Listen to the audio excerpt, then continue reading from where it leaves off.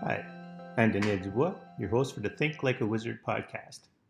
Welcome to episode 6, Eating. I want to start by saying that, for the record, this is the third time I record this podcast episode. I wasn't satisfied with how I was sharing it in the last 2 attempts, so I think this time I got it down and maybe it'll feel better to me before I post it. My main issue with the last 2 versions of this was that I kept saying how easy it was for me to start managing my weight and losing it. I started off my current journey with food at about 80 pounds or 36 kilograms overweight, and I'm currently at 50 pounds or 23 kilograms overweight. But it was easy for me at that time because, one, I was doing it to support someone else, and I really wanted to make the change. And because the person I was supporting, we managed our food together and we were both really heavily involved and very excited to do it. Now I'm currently at the mindset of where every time I look at the food and how I'm managing it, all I view is scarcity. And I've been through periods of very real food scarcity. So even though I'm not experiencing real food scarcity right now, I'm still reacting to it like it is that. So I'm having, well, it's stressing me out for sure, but it shouldn't be. But I'll say this. Part of the method I used to lose the weight I did lose and to improve my eating habits was that I took time to explore how I eat and why I eat and the emotional connections I have to food. And what I discovered is, like many people who are very overweight, like I was and still am, we use food to help manage our emotions. And often, when we feel down, food becomes our solution. And to be frank with you, the way I've managed my life recently is that I don't really have, other than what I'm currently doing, I don't have much in the way of outside interests that are helping me control my moods, because that same method that I use to work with my eating habits, I'm looking at the rest of my life. And so, whereas before there was eating, but then there was also other interests in my life. But all those interests in my life weren't really helpful interests, but they did help spread my mood managing across them. And now, pretty much as I'm stripping away those things to get towards a healthier psyche, I'm still stuck with the one thing I can't really get rid of, and that's eating. So right now, my eating habits are very bad, and I'm allowing food to manage my moods for me, even though I should be doing something else. And just to not be a complete downer, I'm actually coming to a point, and it's one of the reasons why I made this podcast, so that I'm starting to get out of that little kind of that place of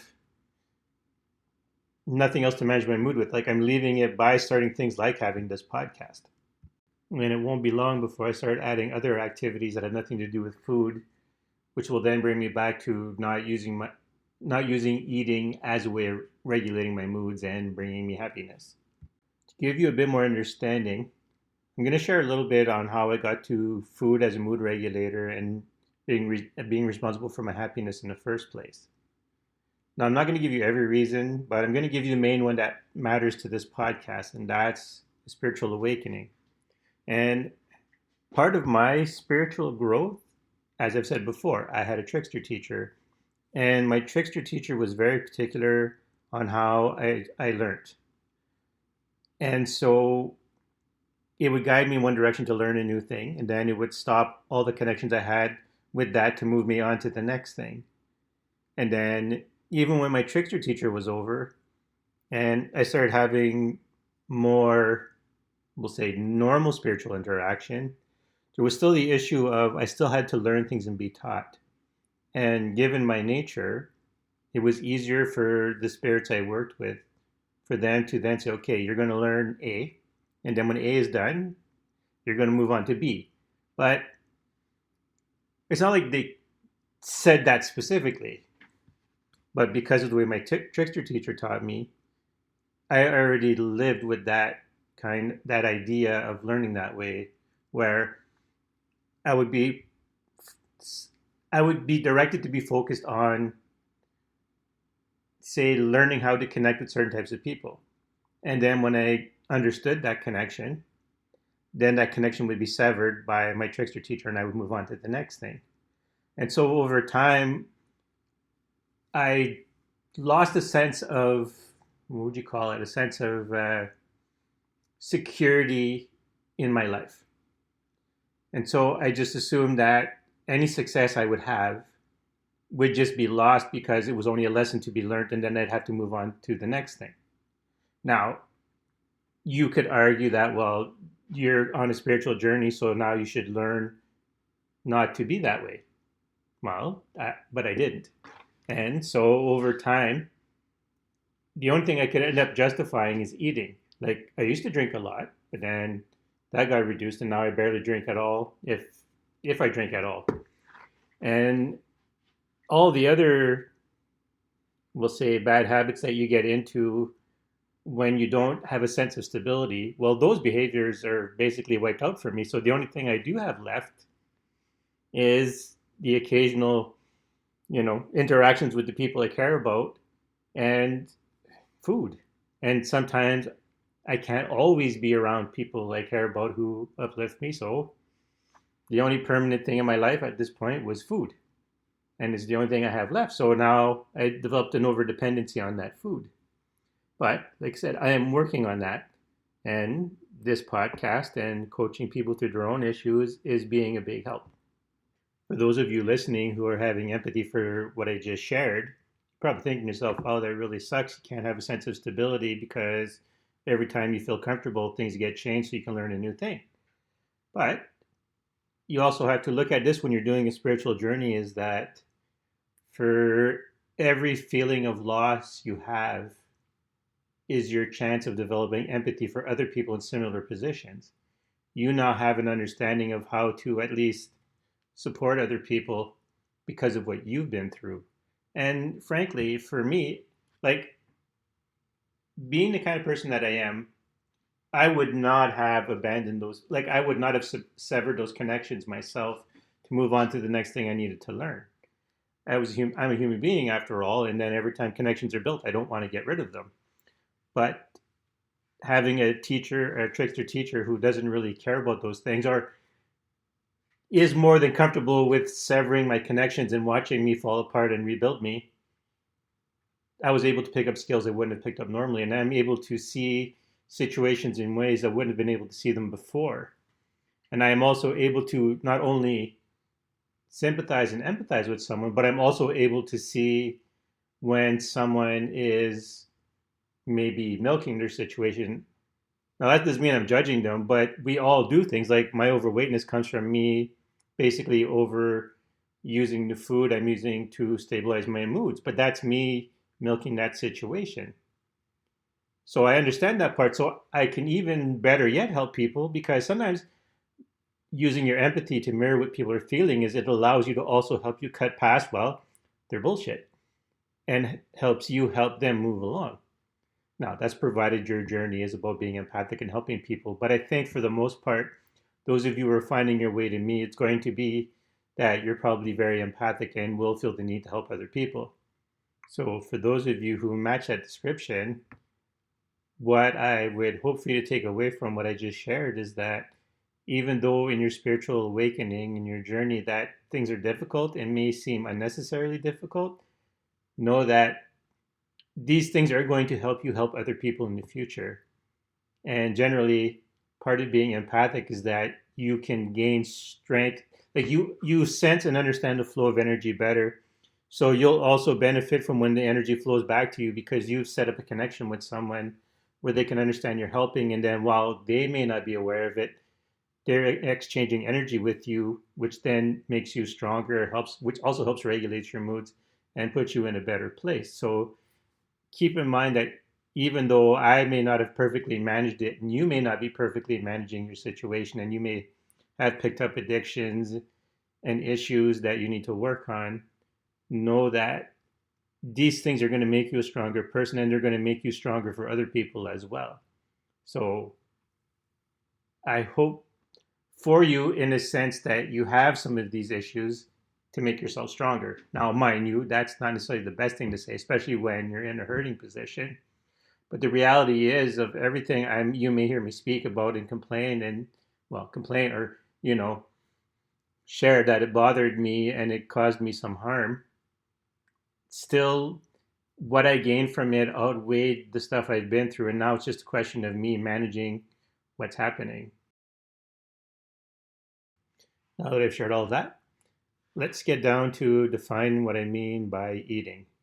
And in all honesty, I really should have called this episode Feeding, but given that we're under the heading of spirituality, I didn't want to mislead you into thinking what I was talking about was, say, spiritual vampirism or feeding off of someone else's spiritual energy.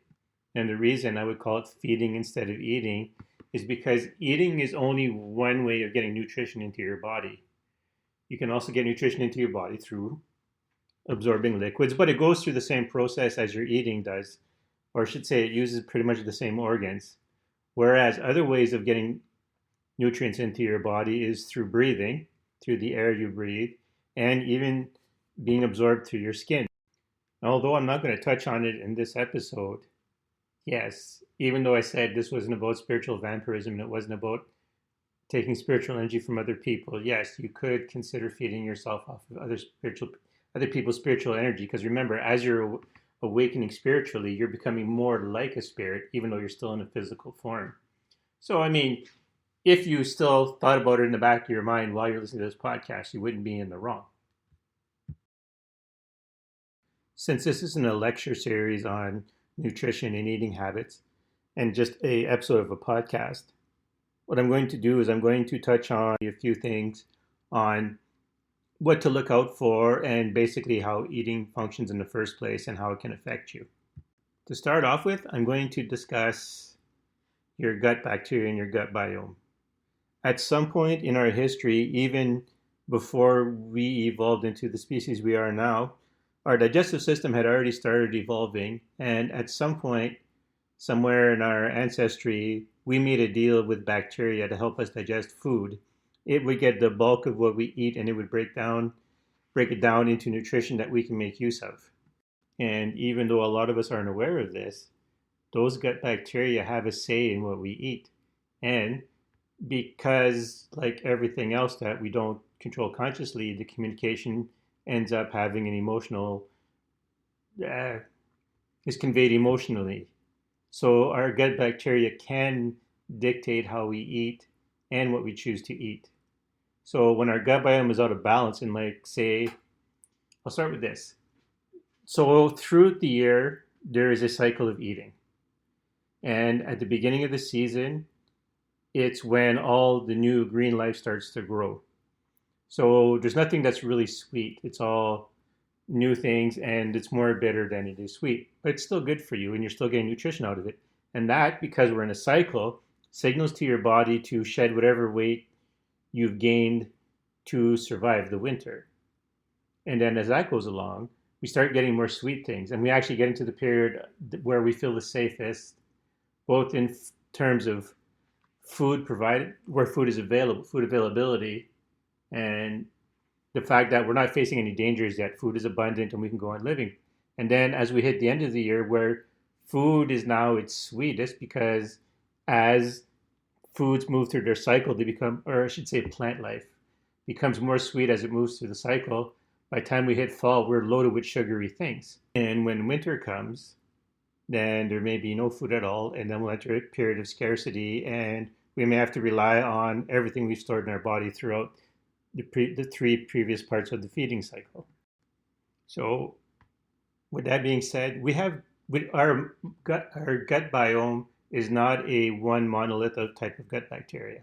It's a different bunch of gut bacteria with different requirements. So at the beginning of the year, the gut biome is more popular with foods that are more likely to convert fat into energy rather to help you convert fat into energy rather than sugar into energy.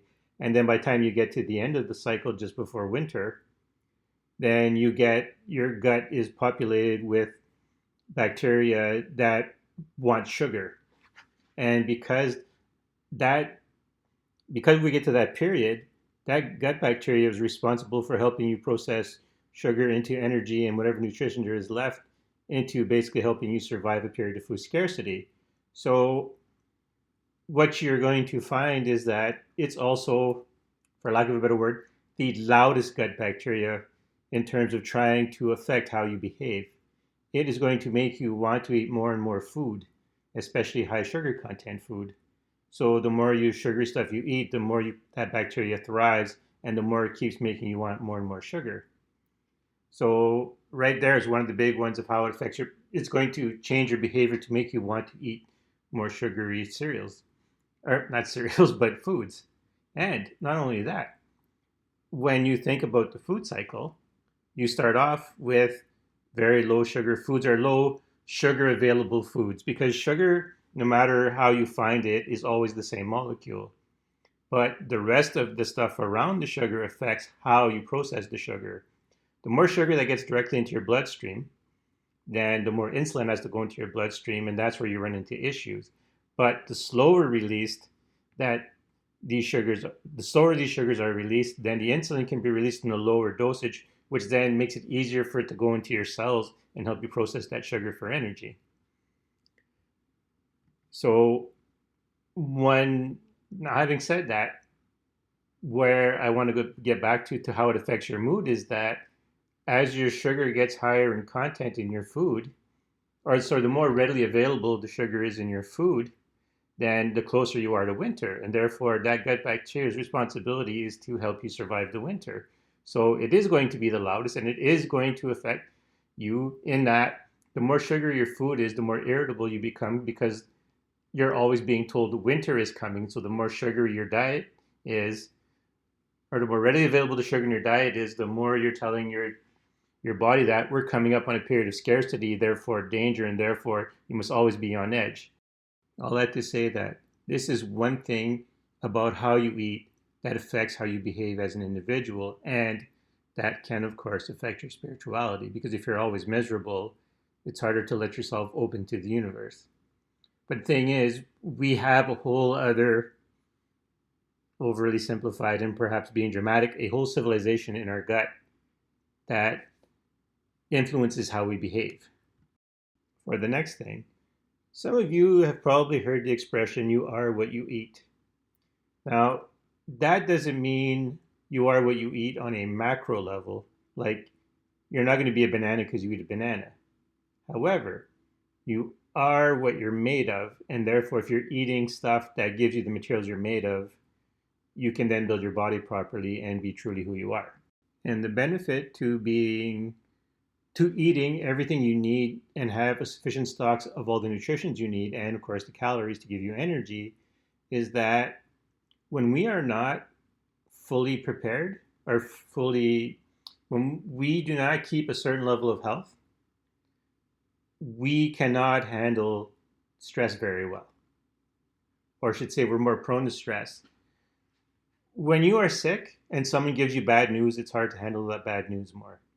But if you are healthy and someone gives you that bad news, your subconscious self in its default tells you, well, let's see, is this an extra burden that we can't handle? And therefore it looks at, oh, we have enough nutrition, we are healthy enough, our systems are working properly enough that we are not in any danger if we take time to deal with this new situation.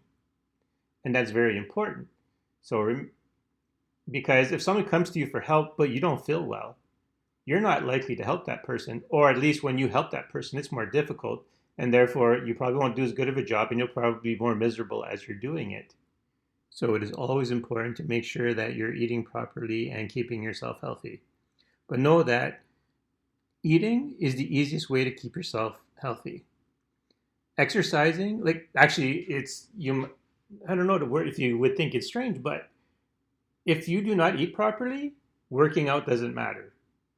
It's not 100% irrelevant, but it could actually do more harm to your system if you don't have the nutrition to respond to the work you're doing. In fact, fasting done wrong, well, can lead to you passing out, can lead to you having health issues. But if you properly have proper nutrition, you can do things like fasting and you can do more workouts and exercise harder and do harder work because your body knows it has what it needs to do the task at hand. What I want to cover next is environmental pollution. Remember, I said that one of the ways, or two of the ways of absorbing nutrients into your system is through breathing and through contact with the skin. So, environmental pollutants are important because, well, you breathe those in and they come in through your contact with your skin. Remember, when I say environmental pollution, I'm not just talking about like, you know, bad air or bad water, but also like the chemicals we put on our body, lotions, perfumes, maybe things that get spilt on us like gasoline or other industrial chemicals. And where they are an issue is that some of these chemicals, when absorbed into our system, resemble hormones. And you have to remember that breathing and stuff absorbed to your skin doesn't get as filtered as if you were going to your digestive system. Your nasal cavities, if it goes to your nasal cavities, have mucus membrane, have mucus and filtering systems, and they get warmed up so it protects your body. But breathing through your mouth doesn't have the same protections. It has a little bit of mucus, but not the same. And through your skin, well, your skin and the oils on your skin are your filter. So once it's through that, that's it. It goes right into your bloodstream. Same thing when you're breathing. It goes more, has more, it goes more directly into your bloodstream than through your digestive system. And then again, like I said, your body can end up recognizing those as hormones rather than pollutants because chemically they may resemble some. One to really pay attention to is the fact that pollution can often resemble estrogen. And while estrogen is important for both biological males and biological females, when they're out of balance, they cause issues. But more like to be more complete in this, you have to remember that hormones are your body's chemical messengers and they activate and deactivate organ systems in your body. So when you take in pollutants that resemble hormones or can be misconstrued as hormones to your body, then it's going to affect on how your body functions, and you don't want that. But like anything else, improper nutrition, it affects your body, and it is improper nutrition because while not a nutrient, it is something that gets absorbed into your body and treated like a nutrient, even though it doesn't give you nutrition. So even with pollution, you have to be careful. From the wizard's perspective, how you feed yourself matters. I know you might be saying to yourself, but religious and spiritual texts are all saying, oh, the body doesn't matter. The world is an illusion. But here's the thing. Illusion or not, you live in that illusion. So for you, your body is a reality. And since you are living in your body as a material being, your body matters. Don't let anyone tell you otherwise. This is how you're existing. And trust me, when people tell you that the body doesn't matter, it is only of the purest sense of don't give up because this body is temporary and it will pass. So don't let it take you down. No, don't let it bring you down. But the thing is, while you're in this body, this matters. So the better your body functions, the better you can work with spirits. As I've said already a bunch of times before, and even I think in this episode, your hormones, your nutrition, the general health of your body affects how you behave and affects how you express yourself emotionally. And as I've said before, how you express yourself emotionally can determine the kinds of spirits that show up for you. Spirits are just like us because we are like them. And so while most of us will avoid people with negative emotions, and those of us who want to prey on people in pain will be attracted by those emotions. Now, but you'll have these empathic beings, as I've shared before, with the fear eater. It feeds off fear. So we had the agreement of it'll help me with flying if I let it feed off my fear. But in general, the rule is negative behavior attracts negative beings and positive behavior attracts positive beings. And positive behavior tends to attract people who want to be around you, and negative behavior tends to repel people from you. So it does matter to keep your body properly, especially for those of you who are going to go on from what you learned from here, from this podcast, and go out and help other people. So you need to keep your body healthy so that you can do the work and you can take on extra emotional work and extra behavior, extra burdens. I don't want to say burdens, but it can be seen as a burden when you're helping other people. So you need to be healthy to take that on because your body needs to have the confidence to do those things. And if your body has the confidence to it, then it's going to be easier for you mentally to take on those tasks. What you should take away from this episode is that your material body is important to you and is part of your spiritual journey through this lifetime. And therefore, you should take proper care of it. You should also take away that our digestive system is, in fact, a symbiotic relationship between us and a number of different bacteria. And so we work together to break down the food and get the nutrients we want for each other. And therefore, those actual gut bacteria can affect us and how we behave by trying to get us to prioritize certain types of foods. Also, remember that we also take in nutrients by breathing and through skin contact. So it's just as important to be aware of your environment and the things you expose your body to as much as it is to the foods you consume and the liquids you drink when trying to maintain proper nutrition for your body. For this episode's assignment, I want you to find one good thing you're doing when you feed yourself and one bad thing you're doing when you feed yourself. Go to the How I'm Feeding Myself assignment entry in the Think Like a Wizard subreddit for more details. The link will be in the episode notes. And also share what you've learned there. I'm always interested to know, and it'll give the now budding Think Like a Wizard podcast community to see what you're up to and share their own thoughts on the matter. Once again, I'm Daniel Dubois, your host. Until next time.